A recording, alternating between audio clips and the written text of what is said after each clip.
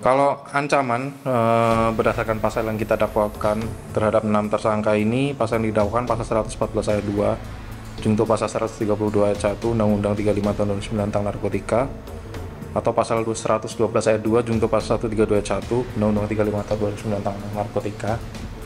Untuk pasal 114 ayat 2 ancaman minimalnya 6 tahun, ancaman maksimalnya seumur hidup mati atau 20 tahun.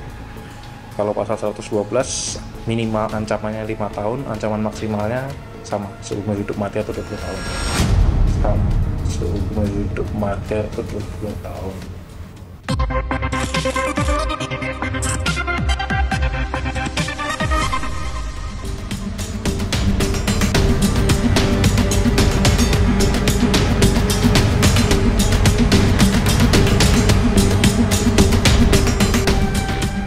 Setelah putus asa, mungkinkah itu yang dirasakan Amar Zoni? Merasa terkucilkan dari kehidupan hingga akhirnya untuk kesekian kalinya, Amar melakukan tindak pidana lagi. Ketika seseorang terjatuh, selalu ada pilihan untuk bangkit, meninggalkan masa kelamnya. Namun, pilihan itu tidak diambil oleh Amar Zoni. Setelah 3 kali tersangkut masalah narkoba, Amar pun terjerat kasus serupa.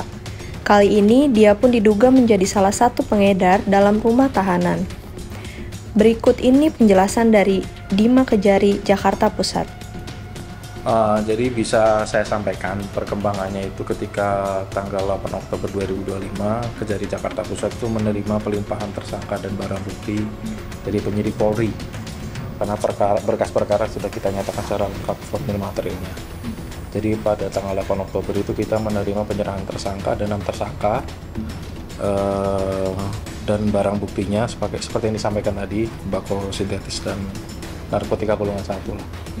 Itu telah kita terima tanggal 8, sejumlah 6 orang tersangka, termasuk diantaranya MAA alias AZ yang dimaksud tadi, tersangka A, tersangka AP, tersangka AM,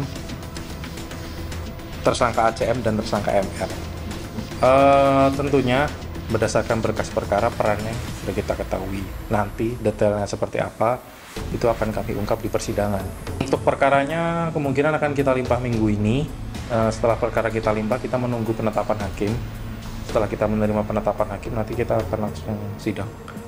Kalau ancaman berdasarkan pasal yang kita dakwakan terhadap 6 tersangka ini, pasal yang didakwakan pasal 114 ayat 2 junto pasal 132 ayat 1 Undang-Undang 35 tahun 2009 tentang narkotika, atau pasal 112 ayat 2 junto pasal 132 ayat 1 Undang-Undang 35 tahun 2009 tentang narkotika.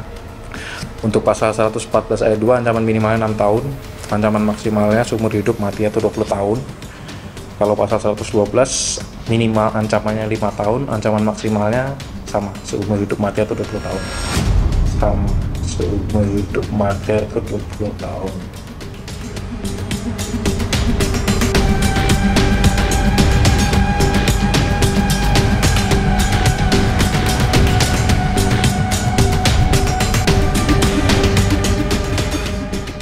Nasi telah menjadi bubur. Banyak orang di sekitar Amar Zoni kecewa dengan berulangnya kesalahan yang sama. Namun tidak dengan sang ibu angkat, Titik, yang sering menjenguk Amar di lapas di Pinang dan memberikan banyak nasihat.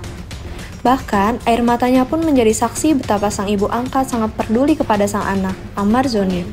Apalagi waktu saya nengok Amar di Cipinang, itu ada setelah 3 kali saya menengok dan saya memberikan banyak nasihat, saya berikan konseling, itu Amar kondisinya sudah bagus.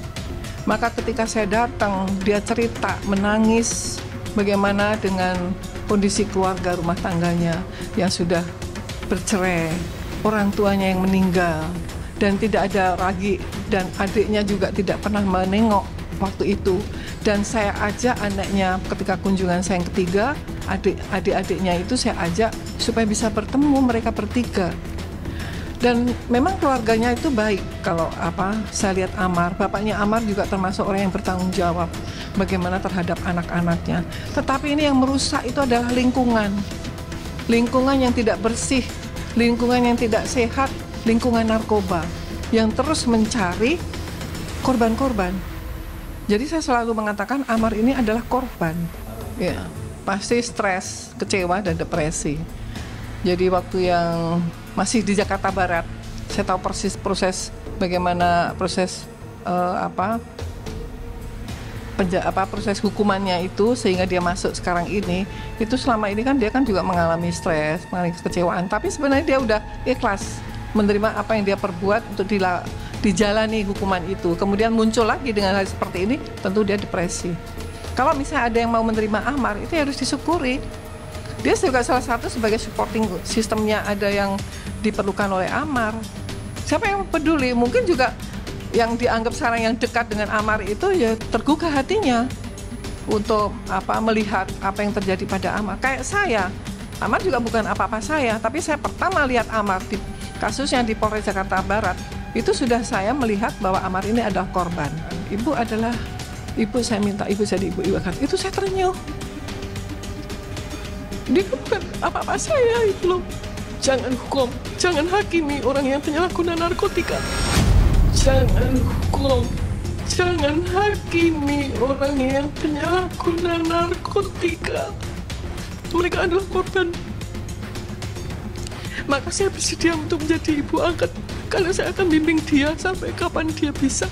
Kita doakan bersama, semoga ini segera selesaikan dan ini menjadi pembelajaran buat kita semua untuk lebih baik bagaimana kita memberikan perlindungan terhadap umat, ya, terutama perlindungan penyalahguna narkotika.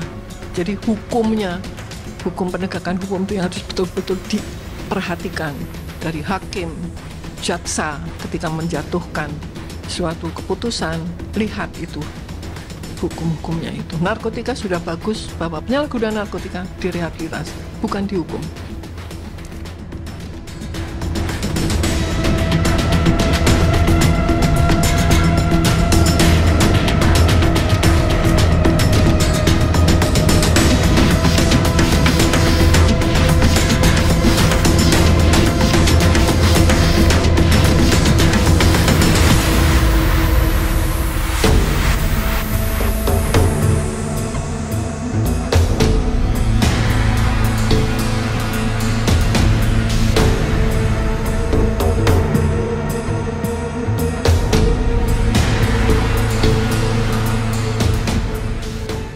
Sebagai sang kekasih, Camelia meyakinkan bahwa Amar tidak bersalah.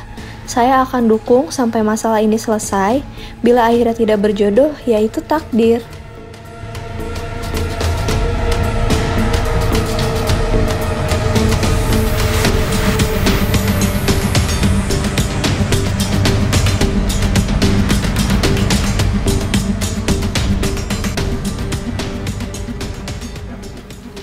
Melihat peristiwa itu sebenarnya saya udah tahu, karena kan kejadian itu bukan di bulan-bulan ini, bulan kemarin, itu kejadian udah lama di bulan Januari gitu. Jadi pas dimunculkan lagi beritanya atau dinaikkan lagi di kejaksaan, ya shock lah, karena saya pikir masalah juga udah selesai di saat itu juga gitu. Ya enggak, saya nggak pernah dihubungin sama pihak lapas atau kejaksaan, tapi saya dihubungin dengan Amar. Mungkin dia pinjam telepon yang dia pihak lapas atau pihak kejaksaan gitu, kalau saya hari ini mau dibawa kejaksaan gitu. Jadi ya pas saya dengar berita itu saya langsung datang ke kejaksaan gitu. Enggak, yang kejaksaan tuh baru kemarin hari Rabu. Cuman kejadian yang diberitakan sekarang ini Bang Amar baru diduga sebagai pengepul itu dari bulan Januari, dan bukan dari bulan Januari, tapi kejadian di bulan Januari, dan saya pikir itu sudah selesai karena Amar pun juga udah dapat hukuman dari pihak Amar pada waktu masih di rutan gitu loh. Waktu itu dia udah dapat hukuman di Selti 40 hari.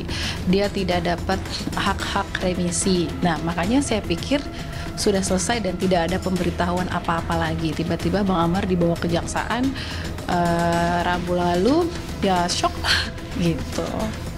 Kenapa di saat mau bebas baru dinaikkan gitu loh. Sedangkan kejadiannya kan udah lebih dari 5 bulan ya gitu. Gini loh, waktu saat Januari itu kan mungkin kalian belum terlalu kenal, aku udah deket sama Amar kan gitu.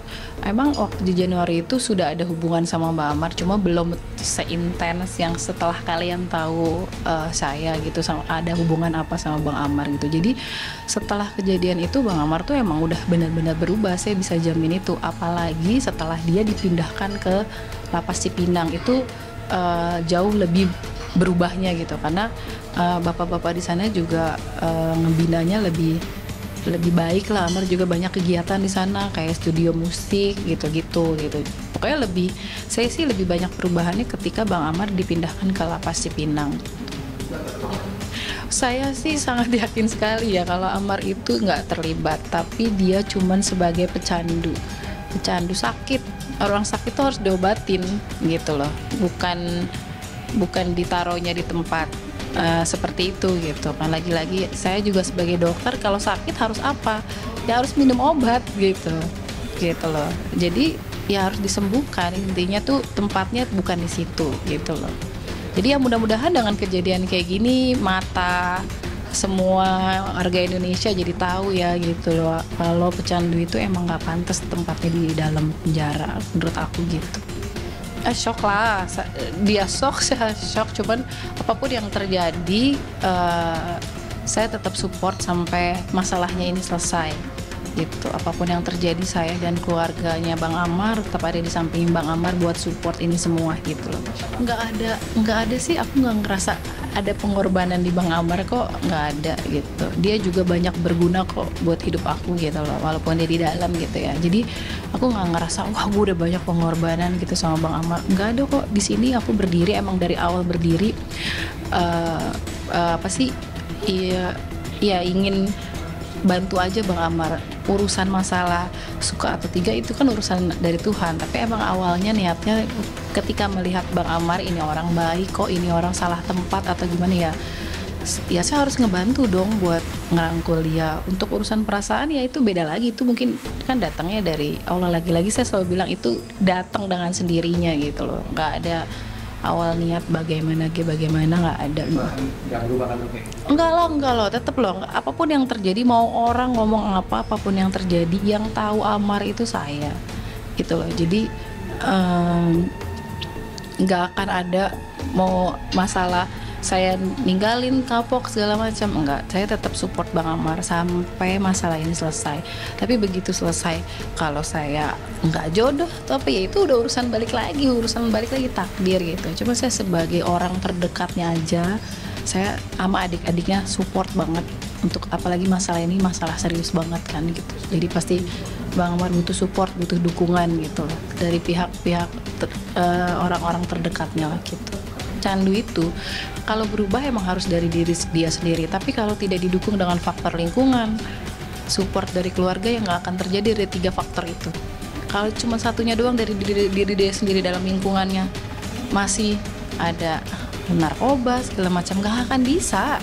Terus 2 itu ada tapi keluarga nggak akan bisa. Jadi 3 itu harus ada gitu loh. Jadi nggak bisa kita katakan dia tuh harus berubah ya dari diri sendiri. Iya oke. Emang harus diri sendiri. Aku juga nggak bisa ngerubah Bang Amar, tapi harus ada faktor pendukung yang tadi saya bilang itu loh. Faktor lingkungan itu sangat mempengaruhi sekali. Kalau keluarga ya udah pasti dong, keluarga support gitu loh. Ya doanya semoga kamu lebih bijak dalam memilih teman-teman kamu. 1, pesan aku. 2, banyak sabar, banyak berdoa, semoga masalah ini cepat selesai, cepat berlalu lah gitu.